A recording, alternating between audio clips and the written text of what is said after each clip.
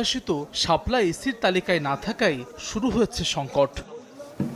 মঙ্গলবার বিকেলে সংবাদ সম্মেলনে ইসির সিনিয়র সচিব আখতার আহমেদ বলেন, শর্ত পূরণ করায় নিবন্ধন পাচ্ছে জাতীয় নাগরিক পার্টি এনসিপি ও বাংলাদেশ জাতীয় লীগ। তবে এনসিপির চাওয়া শাপলার প্রতীক কমিশনের তফসিলে নেই, তাই বিকল্প প্রতীকের জন্য দলটিকে চিঠি দেওয়া হবে। প্রাথমিকভাবে শর্ত পূরণ করেছে, একটা হচ্ছে জাতীয় নাগরিক পার্টি আর একটা হচ্ছে বাংলাদেশ জাতীয় লীগ। এই পর্যায়ে আমরা পত্রিকায় বিজ্ঞপ্তি দিব যে তাদের ব্যাপারে কোনো ওজোর আপত্তি আছে কিনা। নাগরিক পার্টির চিঠিটা পাওয়ার পরে ওনাদের যে প্রতীকটা আমাদেরকে বলবেন, সেই প্রতীক উল্লেখ করে আমরা তাদের নামে বিজ্ঞপ্তিটা দিব। বাংলাদেশ জাতীয় লীগের ব্যাপারটা ঠিক আছে, তারা একটা প্রতীকের কথা বলেছেন, সেটা ঠিক আছে।